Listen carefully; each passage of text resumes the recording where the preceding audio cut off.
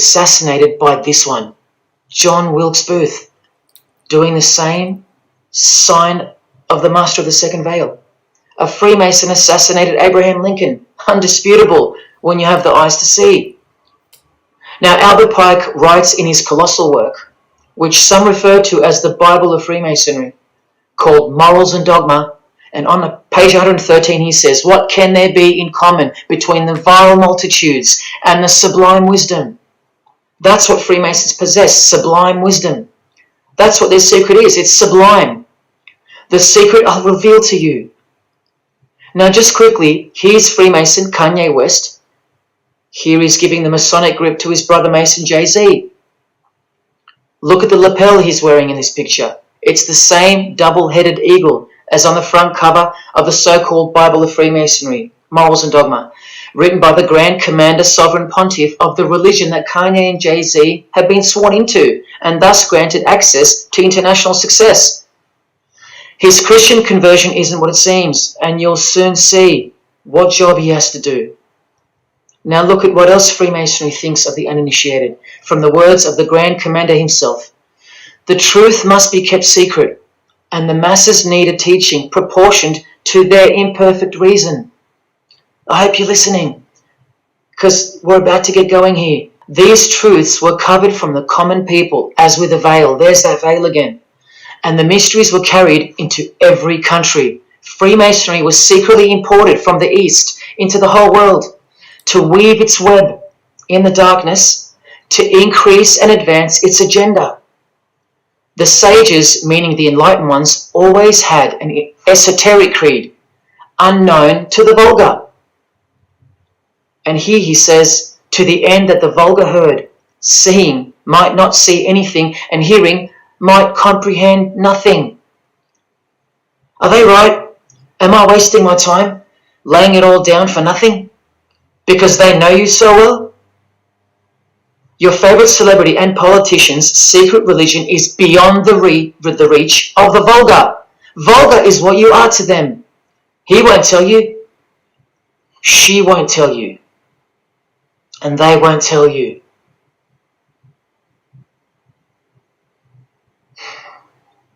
Because the other obscene penalties from the rituals of Freemasonry include having your ear and hand chopped off, or both hands, being hung in your own home, and my personal favourite, having the top of your skull cut off so your brain is cooked in the sun. Now, can you imagine what they're hiding?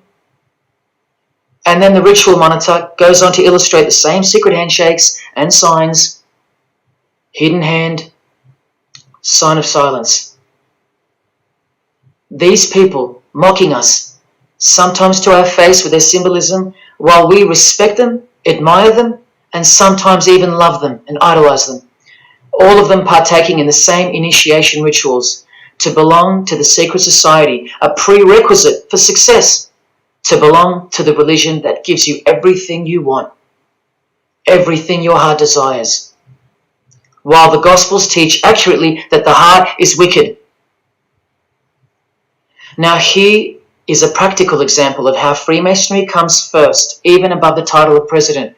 Here's a portrait of George Washington doing the sign of the Master of the Second Veil, and here, Freemason, before and above president.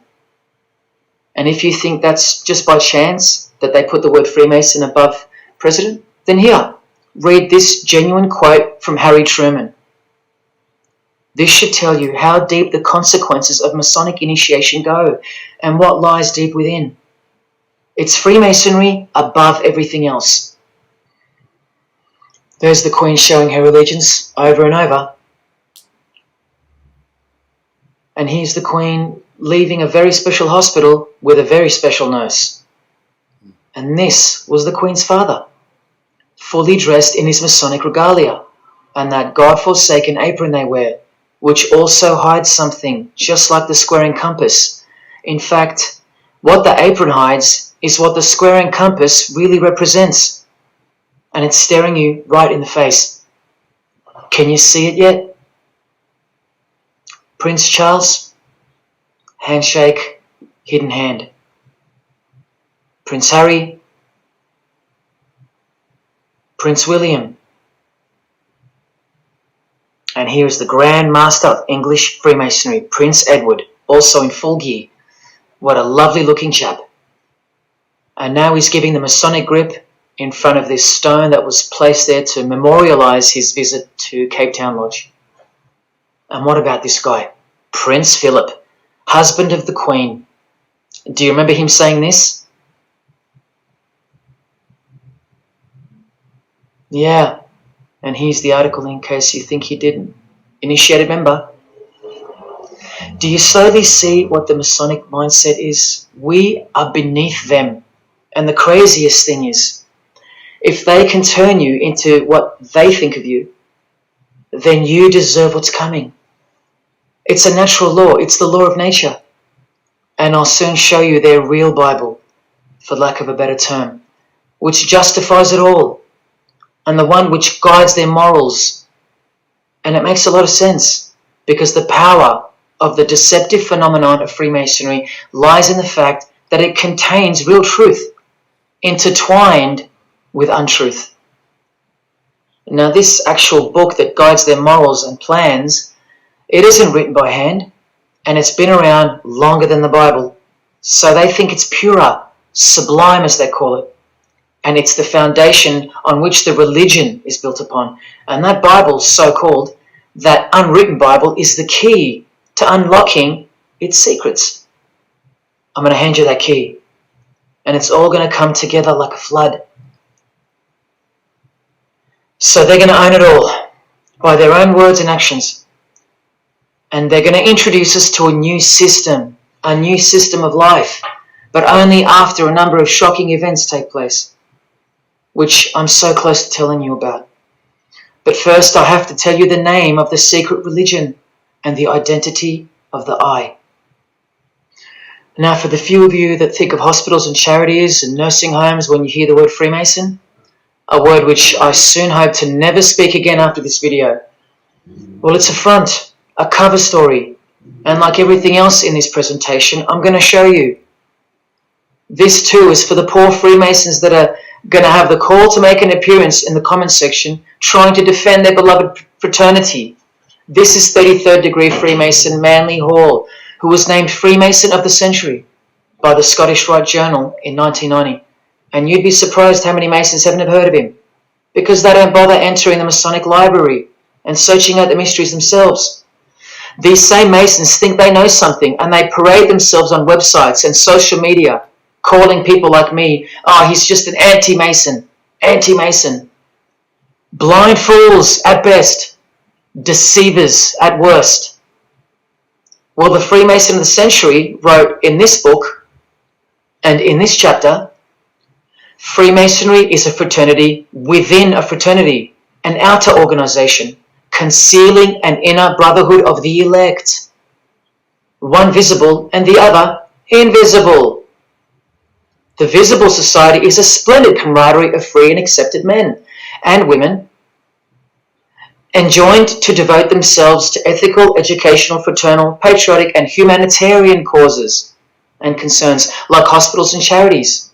But the invisible society is a secret and most august fraternity whose members are dedicated to the service of a mysterious arcanum arcanorum, meaning mystery of mysteries. Now I wonder what that could be. So once again, don't listen to the lost or deceptive Masons that'll come here trying to cheat you from the truth, telling you that I don't know what I'm talking about or calling me an anti-Mason.